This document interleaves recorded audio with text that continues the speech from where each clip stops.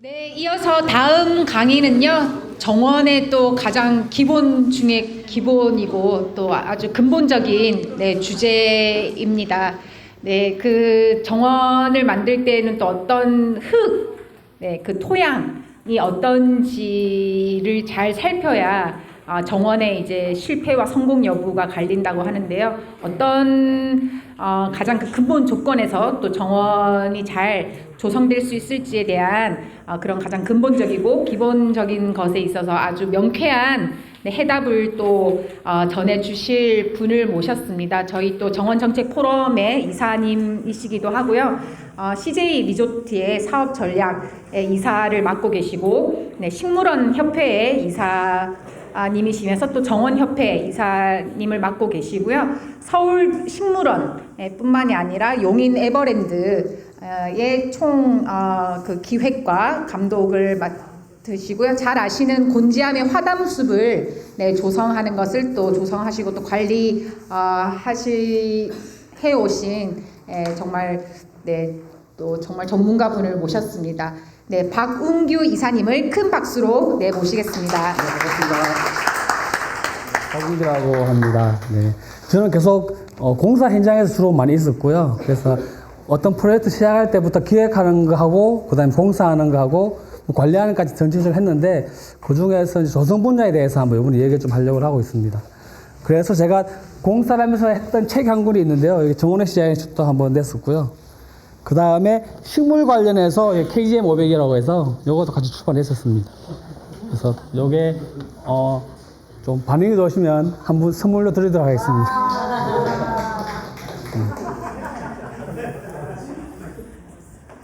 주제는 주로 토양이 주제인데요. 제가 오늘 하고 싶은 얘기는 잠시만요. 한눈에 정원의 토양을 알 수 있는 방법을 이번에 이야기하려고 하고 있습니다. 그러니까 우리가 정원을 하다가 보면 식물이 안 좋은 경우가 되게 많이 있잖아요. 근데 사실 이유를 모르는 경우가 되게 많이 있거든요. 근데 제가 이번에 할 얘기는 식물만 봐도 이 토양이 어떻구나 알 수 있는 방법을 같이 쓰도록 하겠습니다. 토양은 다양하게 있죠. 이런 차례 시작을 할 거고요. 그래서 환경조사가 중요하다, 정원계획을 할 때. 정원에는 생육 환경과 식지 환경이 있다, 이렇게 하시면 될 것 같고요. 그래서 제가 자주 보여준 사진 하나, 이런 사진인데요.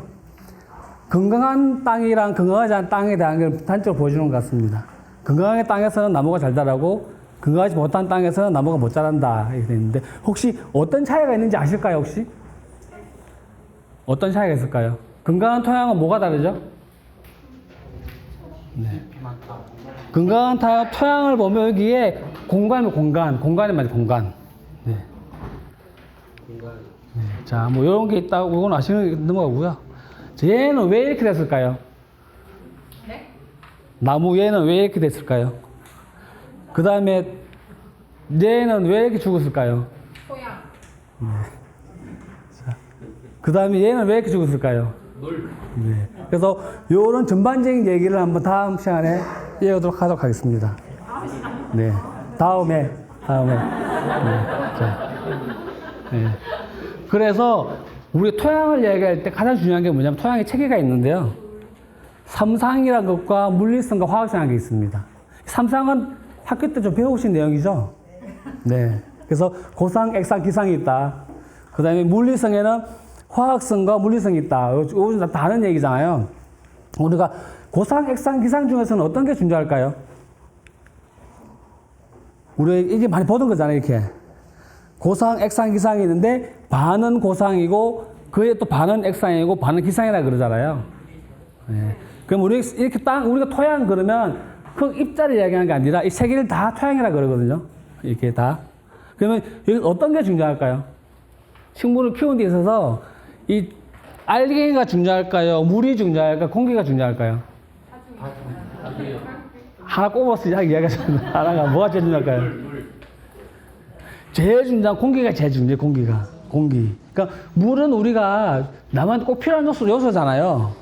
근데 물은 좀 적어도 괜찮은데 공기는 적으면 나무가 죽게 되거든요. 근데 물이 왜 중요하다고 얘기하냐면 물이 많으면 뭐가 적어질까요? 그래서 공기가 적어지겠죠. 생물이 죽는 거는 물이 많아서 죽는 게 아니라 공기가 없어서 죽는 거거든요. 근데 잠깐 헷갈리는데 그렇게 이해하시면 더 편하실 것 같습니다.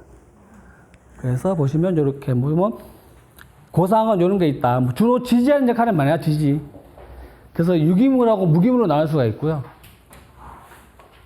그다음 액상은 이렇게 돼 있는데 액상은 물도 종류가 세 가지가 있습니다. 중력수, 이오수분, 합착수. 이 중력수는 뭘까요?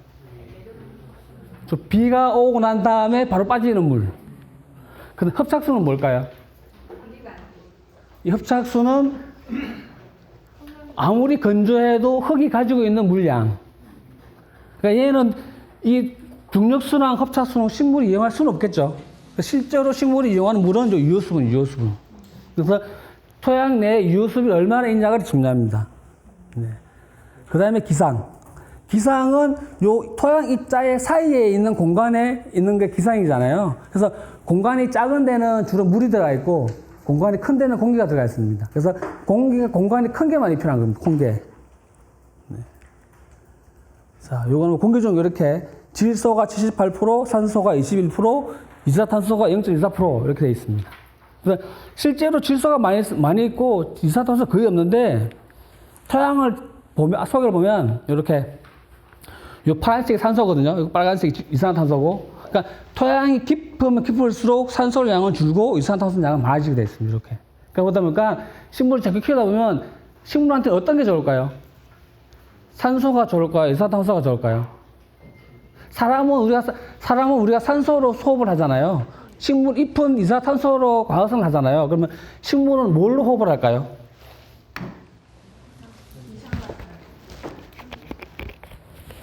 그래서 식물 잎은 이산화탄소가 필요하고 식물 뿌리는 산소가 필요합니다.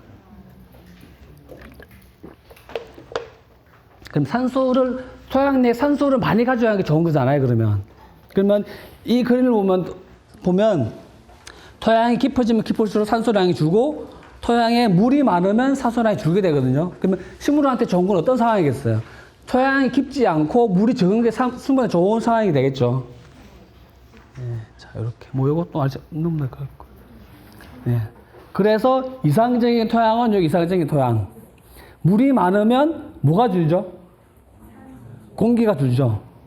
여기도 이상적인 토양에서 토양이 많으면 여기도 공기가 줄죠. 그러니까 이 토양이 많은 이런 현상을 우리가 뭐라 그러냐면 다밥이라 다밥. 요거는 과습 이렇게 얘기하죠. 그러니까 다밥이 되든 과습이 되든 둘 다 산소가 줄어든다. 네. 그래서 물리성을 보면 요거는 넘어가면 될 것 같고요. 자, 얘는 왜 이렇게 됐을까요? 이제 본격적으로 이런 거 많이 보시잖아요. 하다 보면. 네. 대부분 이 현장에서 뭐라고 하죠? 이렇게 되면 여기 얘는 정상이 어떻죠?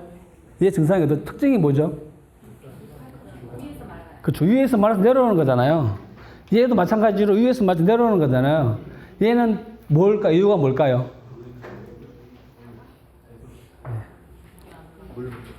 얘는 심식을 많이 들어보셨죠?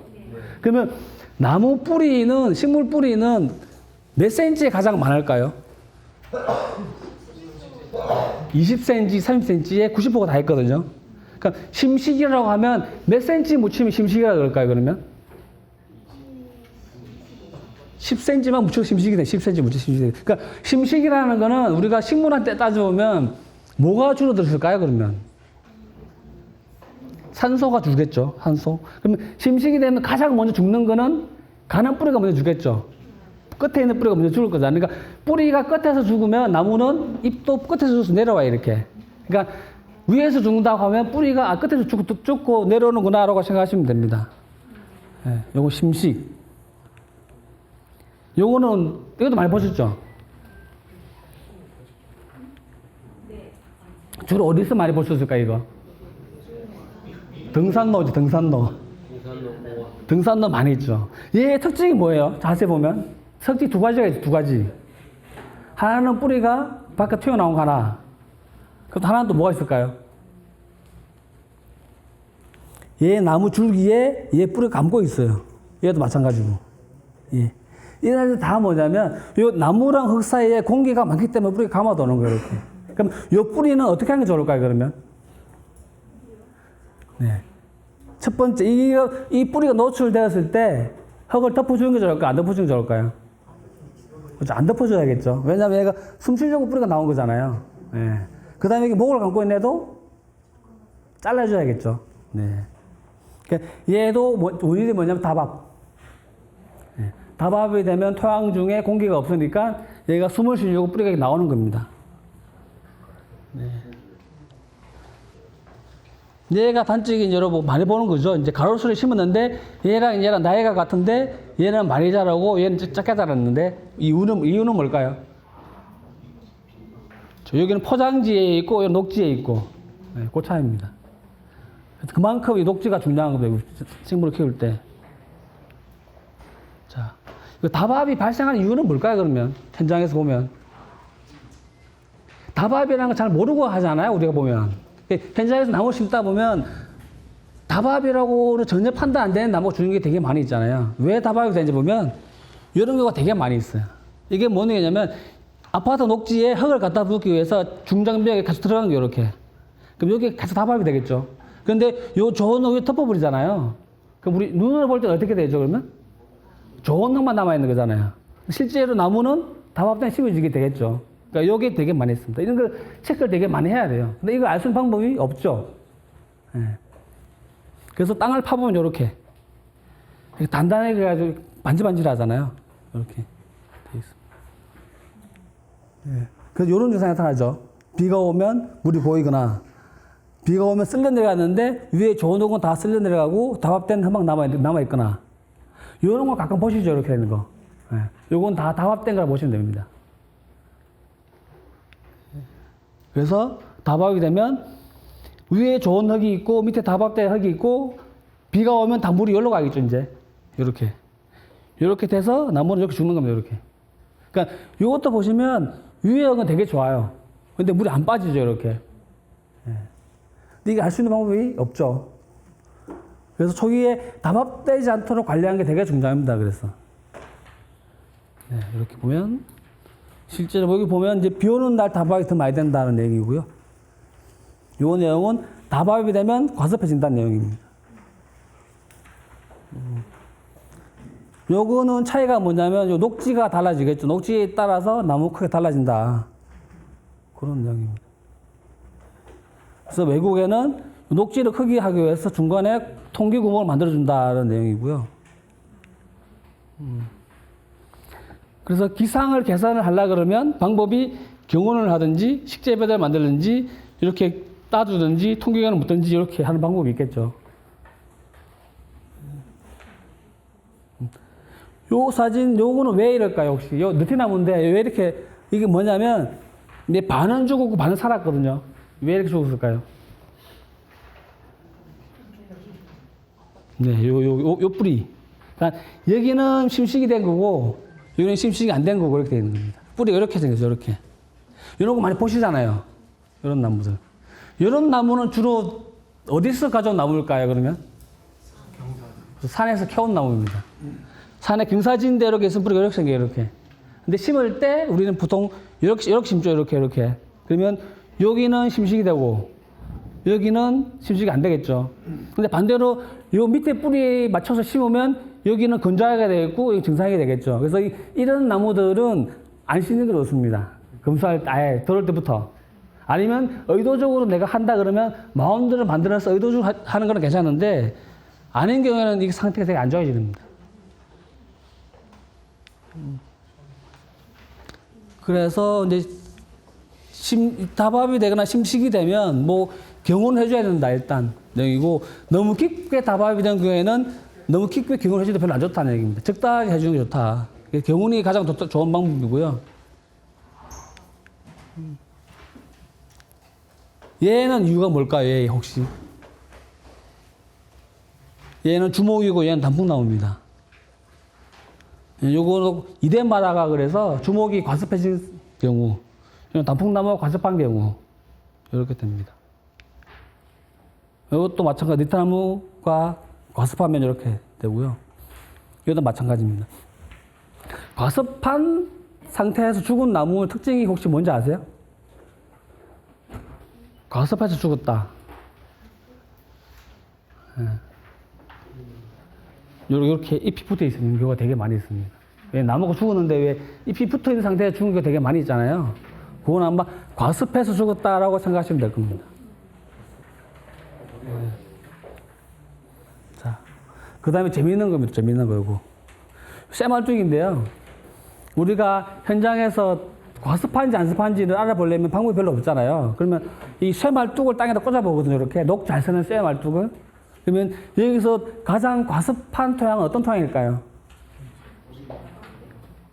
자, 얘 1번, 2번, 3번, 4번, 5번. 1번이 과습하다.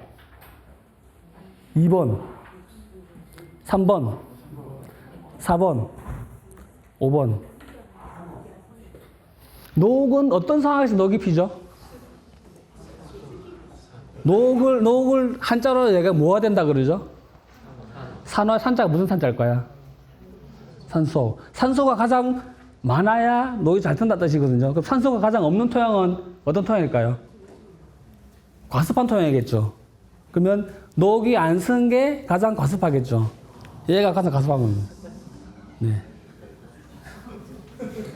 예. 그러니까 이렇게 내 토양을 알아볼 수도 있습니다. 이렇게. 아, 내가 그러면 이 녹을 가장 많이 쓰는 게 가장 좋은 토양이겠죠. 그러면 반대로 이야기하면 이 토양이. 네. 네. 그래서 과습하면 이렇게 푸른색에 뜨게 된다. 이렇게 흙이. 요것도 이제 염기성 염기성 발효를 하게 되면 이렇게 곰팡이가 생깁니다. 파란색 곰팡이가. 자, 혹시 울산에서 오신 분 계십니까? 제가 울산 현장에서 한번 찍은 사진인데요. 이게 울산 아파트 현장인데 서라브 위에다가 이제 그 울산에는 좋은 흙이 없더라고요. 그래서 가지고 왔는데 얘가 제일 좋은 흙이 제일 좋은 흙. 여기 심었습니다. 그 위에다가 사과나무를 심어야 돼요. 원래 여기가 원래 잔디밭이거든요. 그러면 이게 배수가 잘 되는 토양이면 기반이면 어떤 토양이 좋을까요? 1번 모래, 2번 양토, 3번 진흙. 어떤 걸까요? 어떤 걸까요? 네. 이게 너무 건조가 잘 되다 보니까 생각하기로 보습력이 많은 토양을 갖다 넣었는데 결국엔 얘가 죽었어요. 그러니까 얘가 이제 별개인 거예요. 어떤 거 보냐면 요런 겁니다. 요런 거. 밑에 화분에 자갈에 깔려 있으면 물이 내려가다가 요 자갈 깔린 곳에서 물이 안 내려가요. 이렇게. 여기 물이 꽉 차야 그 다음에 물이 내려가요. 그러니까 우리가 배수가 아무리 안 된다고 해서 아니면 배수가 너무 잘 된다고 해서 다른 토양을 쓰면 되게 정말 더 안 좋은 상황이 생기는 겁니다. 그래서 얘는 결국 나무도 죽여버리고 나무 심지도 못하고 여기 유공간을 보니까 계속 물이 차 있더라고요. 물이 빠지지가 않아요. 결국에는 이런 상황에서 뭘 할 수 있을까요, 그러면? 초보만 심고 말겠죠. 큰 나무 심지는 못하겠죠. 네. 그래서 이 유공간에 많이 묻잖아요, 이렇게 유공간. 이 유공간을 묻을 때 제일 중요한 건 뭘까요, 그러면? 유공간을 묻을 때. 이 개수가 중요할까요? 아니면 이 사이즈가 중요할까요? 뭐가 중요할까요? 예, 보시면, 뭐 다발감 묻기도 하고, 뭐 유공간이 있는데, 유공간을 묻으면 이렇게 돼요. 이렇게 있는 상태에서 유공간을 묻으면 이렇게 되거든요. 물이 잘 빠지는데, 이렇게 외국에서 이렇게 많이 하더라고요. 이렇게 뭐 방식 여러 가지가 있습니다. 이렇게. 그래서 토양에 따라 다르게 해야 돼요. 간격 자체를. 배수가 좀 안 되는 점토다. 그러면 한 10에서 20m 정도. 양토다. 그럼 30m 정도. 모래 땅이다. 90m 정도. 이렇게 했는데, 그럼에도 불구하고 중요한 게 뭐냐면, 실제적으로 이 유공간을 묻으면 물이 잘 안 빠지잖아요. 실제 해보면. 현장에서는. 근데 왜 잘 안 빠지냐면, 우리 대부분 고민하는 게 뭘 고민하냐면, 이 유공간 개수랑 숫자만 고민을 많이 해요. 몇 미터 간격을 넣느냐, 이게 적당하냐, 깊이가 얼마, 이거만 고민을 하거든요. 그러면 실제적으로 여기에는 이 물이 여기로 갈까요? 안 가겠죠.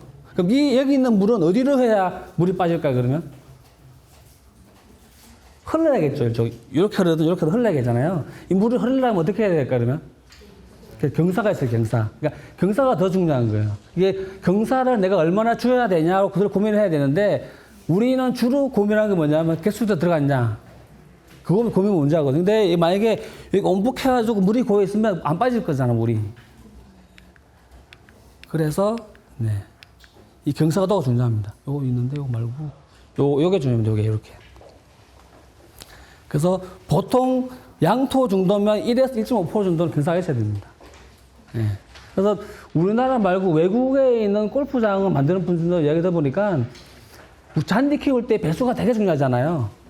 그러면 우리가 다 모래로 채워서 할 거라고 생각을 하는데 실질적으로 그러면 식물이 더 스트레스를 받는데요. 그래서 거기는 어떻게 하냐면 밑에 황토를 까는데 황토 자체에 경사를 준다고 하더라고요. 그러니까 물이 많이 오면 그 경사물이 빠져버리게. 네. 그렇게 말을 한다고 합니다. 그래서 중요한 거는 요 경사를 얼마 정도 둘 거냐. 이게 중요한 것 같습니다. 그래서 경사 관리를 좀 많이 하는 게 중요하다고 생각하고 있습니다. 네. 그 다음에 과습한 땅에서는 이렇게 이게 올려 심기를 많이 하죠. 그리고 이 올려 심기는 얼마 정도 올려 심어야 될까요, 그러면? 아까 제가 대부분 식물의 뿌리가 몇 센치 정도 있다 그랬죠? 20에서 30cm 정도 있다 그랬잖아요. 최소한 그보다 많아야겠죠. 보통 50cm 정도로 많이 올릴 수 있습니다. 50cm.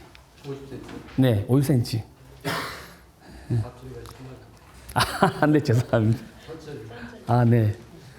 그래서 이렇게 보면 모래 땅에는 주로 30cm, 양토는 50cm, 점토는 90cm. 여기도 마찬가지로 경사도 이렇게 1%, 2%, 3% 이렇게 주고 있습니다.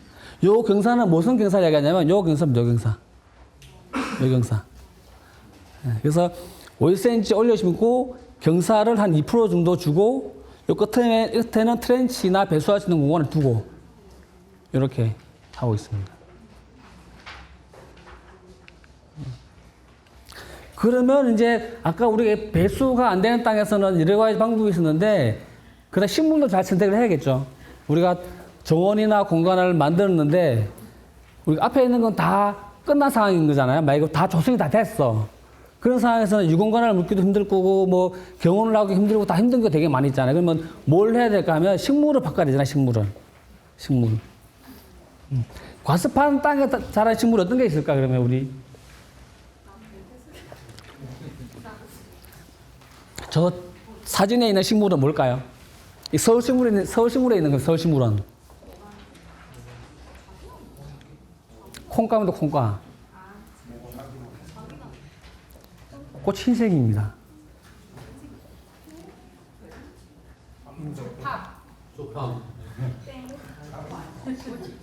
우리나라 특산 수목입니다. 제주도에만 있는 솔비나무, 솔비. 들어보셨나, 솔비? 네. 여기 제주도에 한번 진짜 흔히 볼 수 있어요. 제주도. 솔비나무. 얘가 물을 되게 좋아합니다. 한라산 중턱에 자라는데 내한수도 되게 강해요. 생각보다. 네, 잘 됩니다. 이거 포천에 있는 평강생명에도 있습니다. 물을 좋아합니다. 얘 사촌이 뭐냐면 다릅나무예요. 다릅나무 아세요? 다릅. 걔랑 사촌입니다. 네.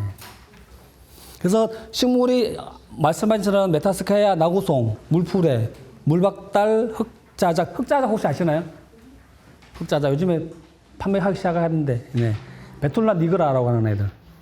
여기 전주수목원에 있던데 보니까. 솔비나무, 오리나무. 그 다음에 버드나무 종류들 이렇게 쭉 있습니다. 이렇게 능수, 호랑, 개키, 검은, 삼색, 홍룡. 예, 이런 애들. 그 다음에 노랑말채. 노랑말채 종류가 의외로 과습에 강합니다. 그 다음에 수국류, 조팝나무류. 이런 게 있습니다. 그 다음에 초본식물은 이런 애들. 그라스 중에서 무럭새, 큰물사초, 홍띠, 꼬랑사초. 북꽃류는 제비북꽃, 노란꽃, 장포에 있는데 북꽃류 중에서 우리 왜 과습하면 다 북꽃 심잖아요. 북꽃류 중에서 물 싫어하는 북꽃이 있는데 뭐가 물 별로 안 좋아할까요? 북꽃류 중에서?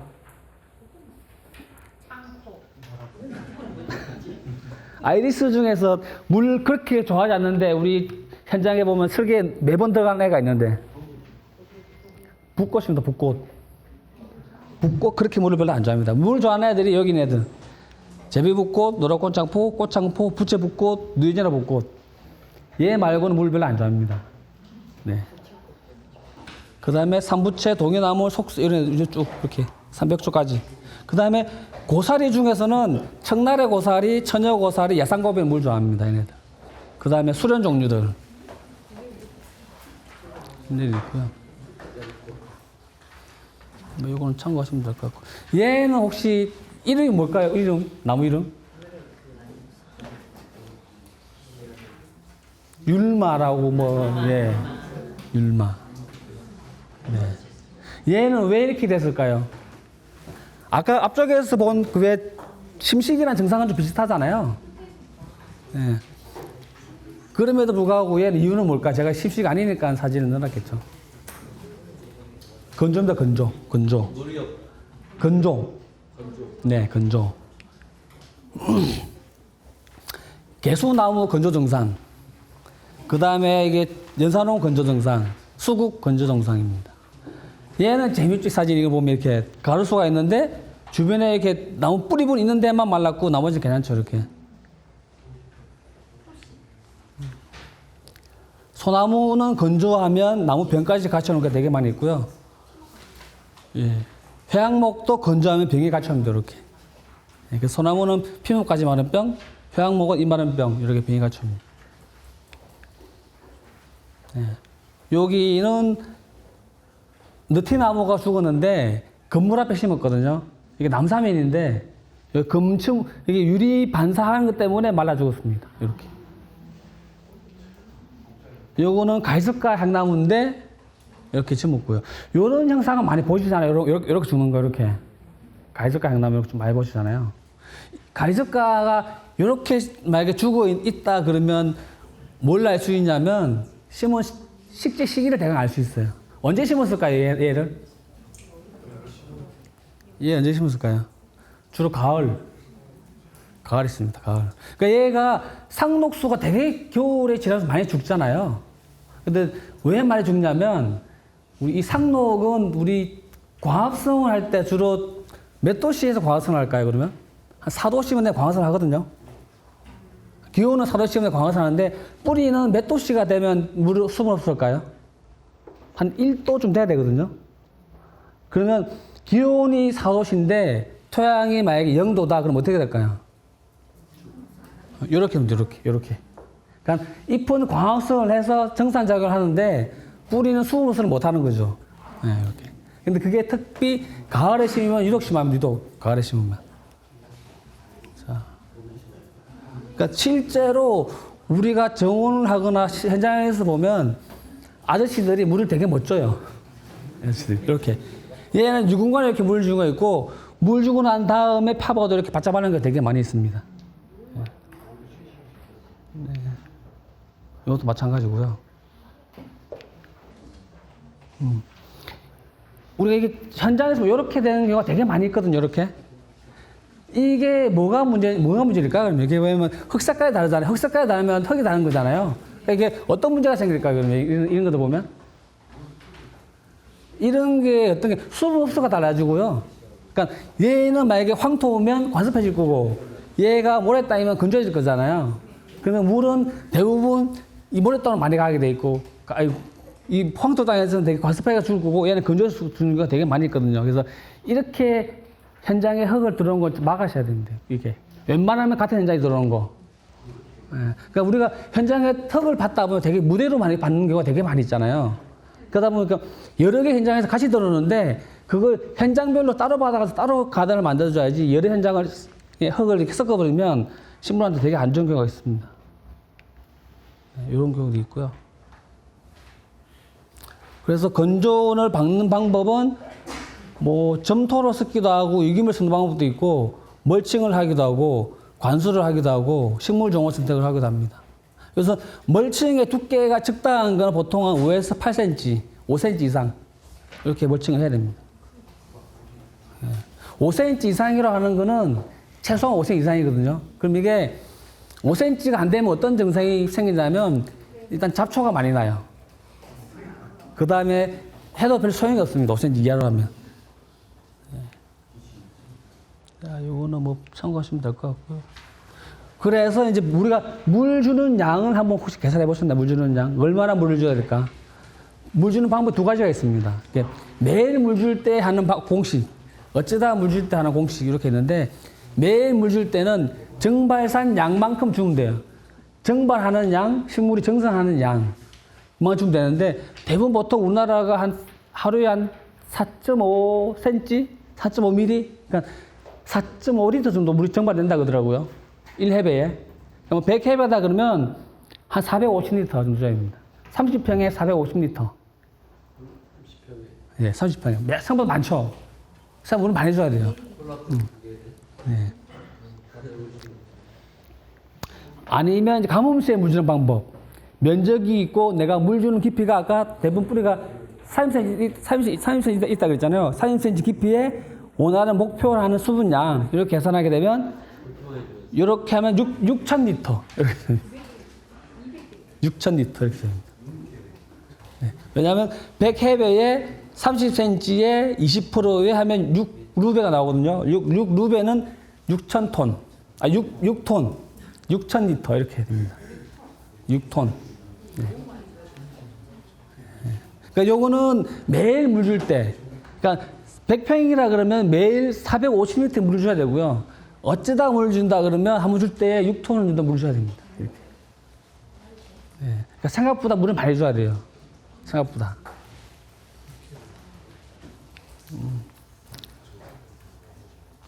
네, 뭐 이렇게 주는 방법이 있죠, 이제. 멀칭을 하는 방법이 있고요. 그 다음에 건조에 강한 식물 어떤 게 있냐면 구절초, 돌단풍 이런 애들 건조에 강합니다. 이런 애들. 옥새 종류도 있고요. 뭐 수크랑 뭐 대청부채 이런 애들. 예. 목본류 중에서는 향나무 종류나 소나무 종류. 그 다음에 모감주, 박태기, 수수꽃다리, 명자, 댕강 이런 애들 건조에 강한 애들.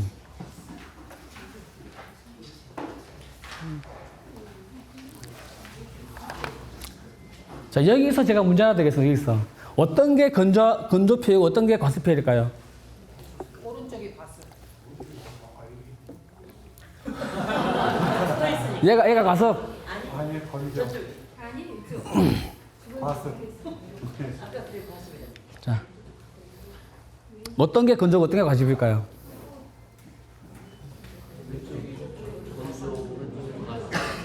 네, 여기가 건조, 여기가 과습입니다. 어떻게 알죠? 어떻게?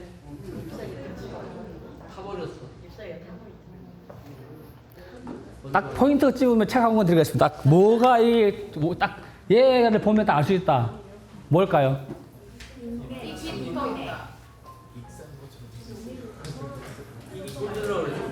손 들어서. 자, 손 들어서. 자. 잎이 붙으면 과습. 아닙니다. 네. 아닙니다. 네. 네? 아닙니다. 아닙니다.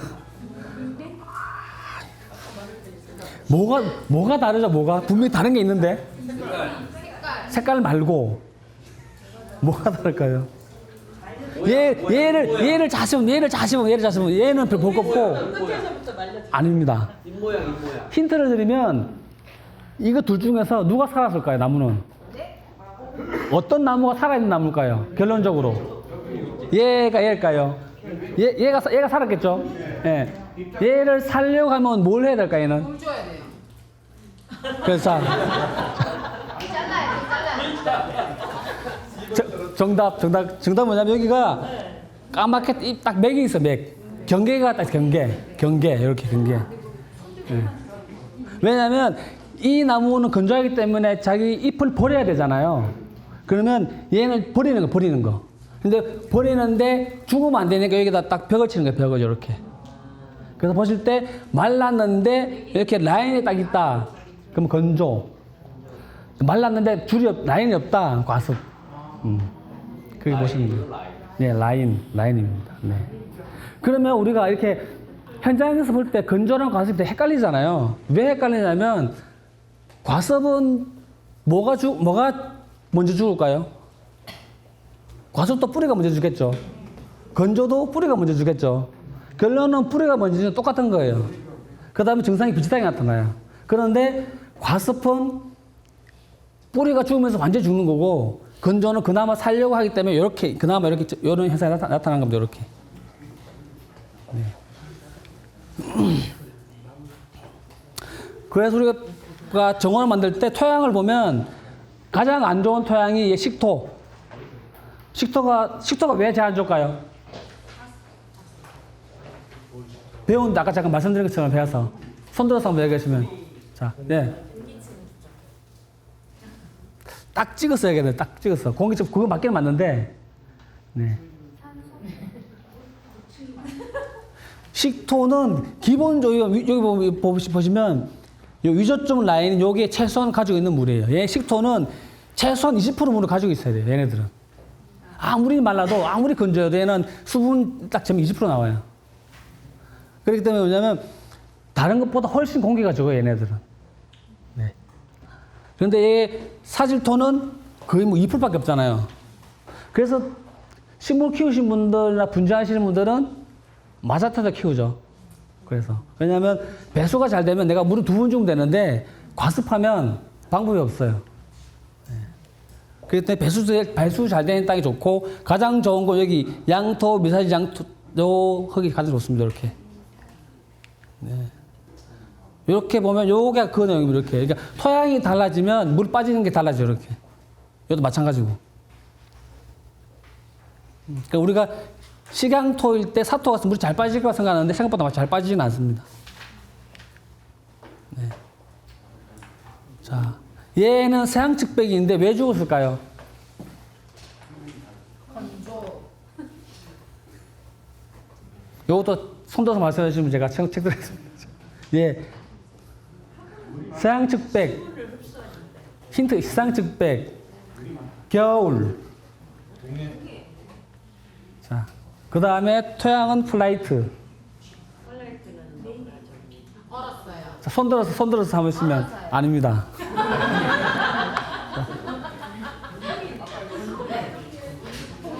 네?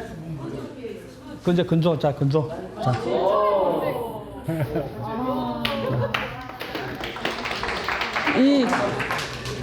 이것도 마찬가지 가을에 심었는데 세양측백 우리 전지를 안 하잖아요. 그 다음에 우리 뭐 클라우드 카빈이 잘 안 뿌리잖아요. 이 폴라이트는 원래 어떤 용도로 만들었을까요? 원래 단열재. 건축물 단열재였어요. 단열재라고 하면 온도가 전달이 잘 안 되겠죠. 그럼 얘가 얼면 어떻게 되겠어요? 잘 안 녹아요, 얘네들은. 잘 안 녹습니다.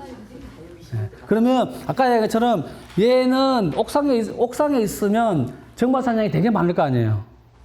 이 플라이트는 옥상 하중 때문에 되게 많이 쓰거든요. 그러니까 정발산량이 많은데 아까 얘기처럼 얘는 광화선을 하는데 얘는 얼어 있는 거예요, 이렇게. 그러다 보면 밸런스가 맞아서 얘는 다 죽습니다. 얘가 그때 우리 판교에다가 세양측백 500주를 심었는데 498주가 죽었습니다. 난리. 사당 불려고 난리 났어요. 그래서 그다음부터는 절대로 이 플라이트만 놨습니다. 제가 한 게 아니고 한 사람 잘렸습니다. 네. 그러니까 이게 플라이트만 쓰는 건 되게 위험해요. 플라이트만 쓰는 거는. 네. 이 피트모스도 마찬가지입니다. 얘도 보면 기온이 영상인데 뭐 안에 얼음이 있어요. 이렇게 보면 제일 낮은 온도가 영하 6도 이렇게 돼 있어요. 또 플라이트만 쓰는 것도 되게 위험한 겁니다. 그래서 우리가 왜 만병초 심을 때 플라이트만 쓰기도 하거든요. 그것도 되게 안 좋아요. 네. 그래서 플라이트만 쓰거나 피트모스만 쓰는 거는 되게 좀 조심을 하셔야 됩니다.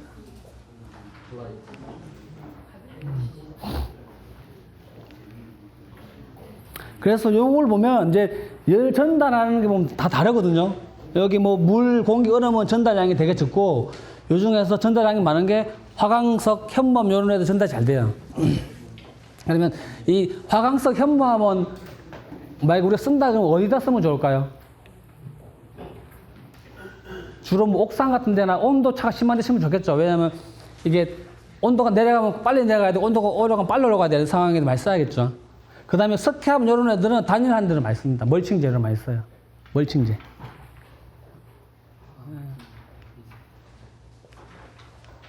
pH CC 있는데 우리가 화학성이라 그러면 주로 세 개 이야기해요. 세 개. CC, pH, EC. CC는 양이온치와 능제라 그래서 주로 잘 안 쓰고 pH, EC 많이 쓰는데요. 보시면 얘는 왜 이럴까 혹시 아실까? 왜 이러는지? 진달래 종류. 진달래는 산성을 좋아하잖아요. 그러니까 알칼리가 되면 철분이 부족해서 이렇게 되는 거예요. 네, 이것도 마찬가지로. 요 수국은 아시죠? 색깔 변하는 거. 네. 요 표를 보시면 대강 알 수 있을 겁니다. 이렇게 pH에 따라서 양분 흡수하는 양이 좀 달라지거든요. 가장 좋은 게 6.0에서 6.5 사이 가장 좋고요. 아까 이야기한 철이 있는데 요 철이잖아요. 철이 보면 pH가 올라가면 거의 흡수가 안 돼요. 얘네들은. 그래서 산성을 좋아하는 식물을 pH가 높으면 철 흡수를 못 해가지고 잎이 노랗게 되는 겁니다.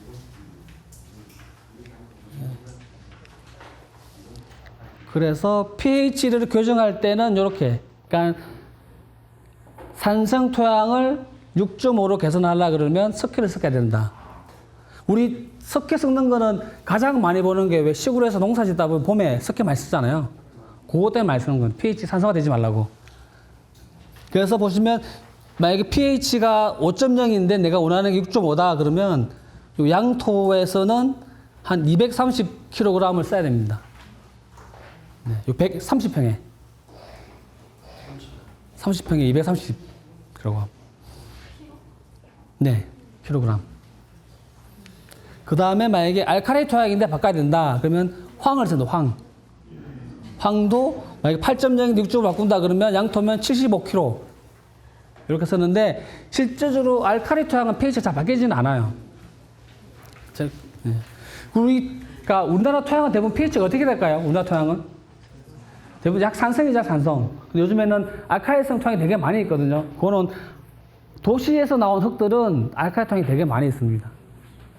왜 그 하수구에서 나오는 물도 있고 콘크리트 잔재물도 있고 해서 pH가 높은 경우가 되게 많이 있는데 pH가 높은 토양은 대부분 교정이 안 되니까 안 쓰는 게 좋습니다. 일단 토양 검사에서 pH가 높다 그러면 일단 안 쓰는 걸로 하시는 게 좋습니다.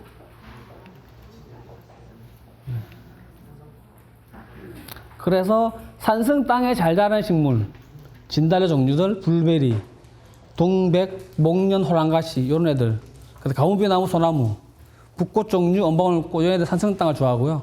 알칼리 땅에 좋아하는 애들은 이런 애들입니다. 라일락, 박태기, 휴양목, 와별돌이, 뭐 개나리, 화살나무 이런 애들. 그다음에 허브 종류는 대부분 알칼리 땅을 좋아합니다. 이 라벤더, 로즈마리 이런 애들은.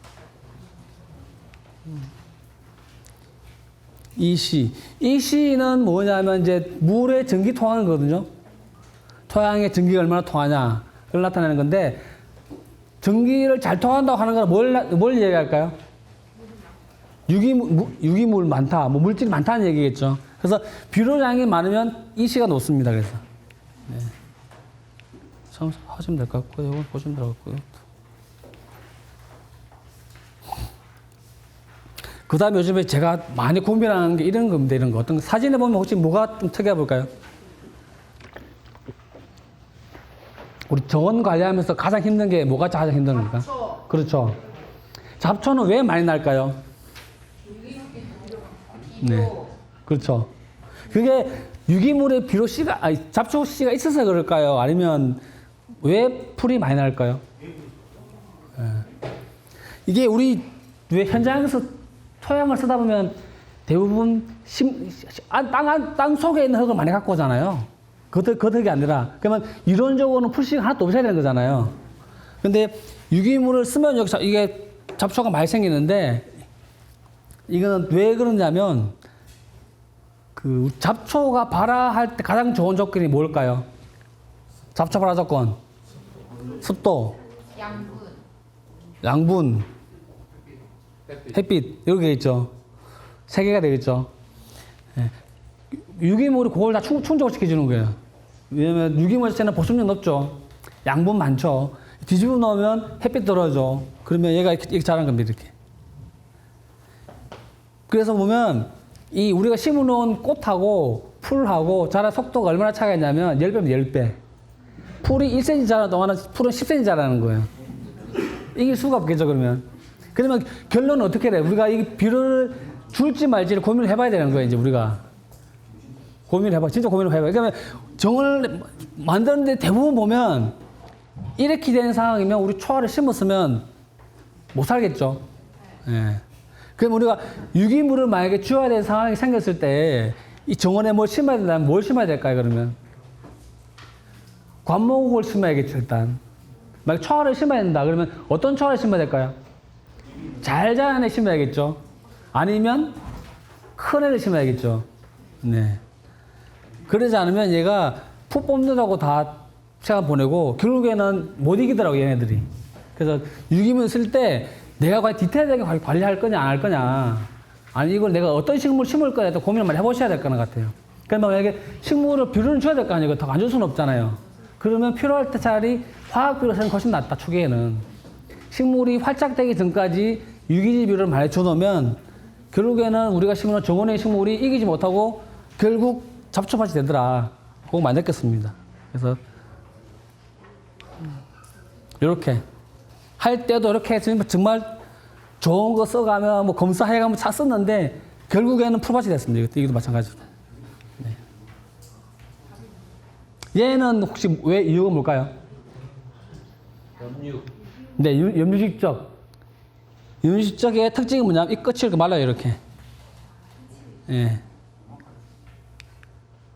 이렇게. 비료가 많으면 이렇게, 비료가 많으면.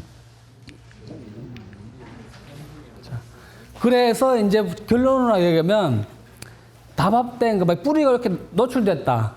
그러면 다밥. 잎이, 나무가 죽었는데 잎이 달린 채 죽었다. 배수분량. 잎 끝부터 말라오거나 초하루가 죽었다. 건조. 잎 색깔이 약간 누리끼리하다. pH가 안 맞는 거. 그 다음 잎 끝이 이렇게 탄다. 비료가 많은 거. 아니면 염료가 많은 거. 이렇게 보시면 될 것 같습니다. 예. 그러면 토양 검사를 한번 해봐야 될 거잖아, 토양 검사. 토양 검사는 어떻게 하죠? 혹시 토양 검사 한번 해보셨나요, 토양 검사? 그렇죠. 맡기는데 잘 떼야 돼요, 우리. 토양을 뜰 때 몇 센치에 있는 토양을 떼야 될까요? 30. 그렇죠. 30cm겠죠. 아까 뿌리 고만 간다 그러니까 뜨더라도 이게 푹 뜨는 게 아니라 이렇게 따야 돼요. 위에서부터 30cm까지 다 나오게 이렇게 해서 세 군데를 떠서 요 물에 넣고 흔들면 6시간 지나면 이렇게 되겠죠. 이렇게. 그러면 요 청을 가지고 이렇게 하면 이 입자들이 다르게 이게 청이 생기거든요. 그 청을 요 폐에다가 집어넣으면 토양이 나와요. 내가 가진 토양이 어떤 토양인지 이렇게. 아, 내가 가진 토양이 양질토구나를 알 수가 있습니다. 그 다음에 또 알수 있는 방법 이렇게 손으로 하는 방법. 흙을 떼와서 물을 묻힌 다음에 이렇게 쪼물락쪼물 해보서 요 끈이 길이가 얼마까지 가냐에 따라서 요 흙을 알 수가 있습니다. 이렇게. 네. 그 다음에 요게 중요한 것 같아요. 우리가 토양이 좋다고 해서 배수가 잘 될까요? 아니요. 그렇겠죠. 그러니까 토양이 좋은데 배수가 안 되는 게 어떤 경우일까요? 다밥이 됐거나 지하수가 높게 있거나 그렇게는 안 되겠죠. 그럼 이렇게 확인한 방법은 이렇게 확인합니다. 구멍을 30cm 깊이로 파고 물을 채운 다음에 그 다음날 물 다 빠지면 다음날 와서 물을 채워서 물 빠진 속도를 재는 겁니다. 이렇게. 그래서 시간당 빠진 속도를 재면 5cm 정도 빠지는 게 가장 좋은 공간. 10cm 빠지면 되게 건조하다. 2.5cm 빠지면 되게 과습하다. 그것을 판단을 할 수가 있습니다. 그래서 내가 가진 정원에 토양은 좋은데 물이 안 빠진다 그러면 요 검사 한번 해보셔야 될 것 같아요. 그래서 이렇게 만약 물이 안 빠진다 그러면 어떻게 조치해야 될까요? 뭐 경운을 한다든지 아니면 배들을 높게 만들어서 심는다든지 식물 조응을 어떻게 할지를 고민을 좀 해봐야겠죠. 그리고 식물로 알아보는 방법이 있습니다. 이렇게. 내가 딱 현장에 갔는데 방동산이랑 버드나무랑 가막사리가 많더라. 과습한구나 추적하시면 되죠. 이렇게. 과습하는데 이런 잡초가 많이 나요. 과습할 때. 네. 네, 여기 보면 새떼기도 과습하는 데 많습니다. 달개장풀, 천여고사리, 이런 것들. 네. 요런 애들. 야산고비, 천여고사리, 달개비풀. 그 다음에 강아지풀, 수쿠령, 억새가 많다. 좀 건조한 땅. 네. 아, 네. 그렇습니다. 네.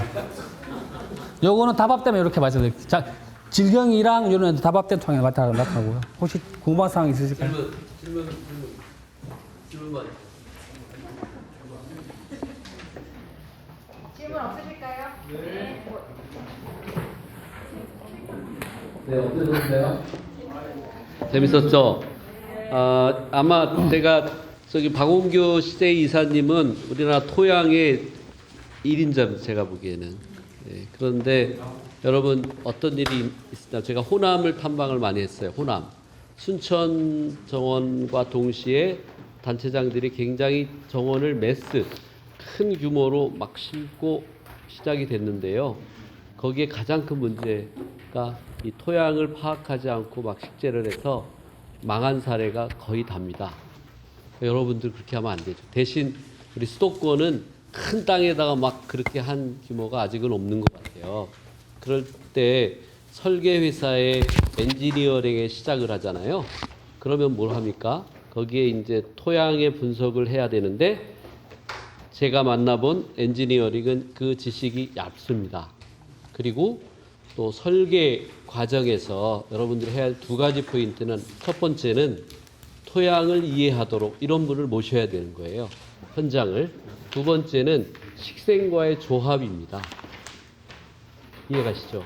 그래서 특히나 여기 엔지니어 출신도 계신데 식생의 조합에 있어서는 굉장히 중요한 문제이기 때문에 여러분들이 굉장히 심사숙고해야 된다. 그 중에 첫 번째가 토양을 파악하고 분석하는데 현장에서 그 흙에 대한 이해를 분명히 구하고 시작을 해야 된다. 이 말씀 꼭 드리고 싶었어요. 네.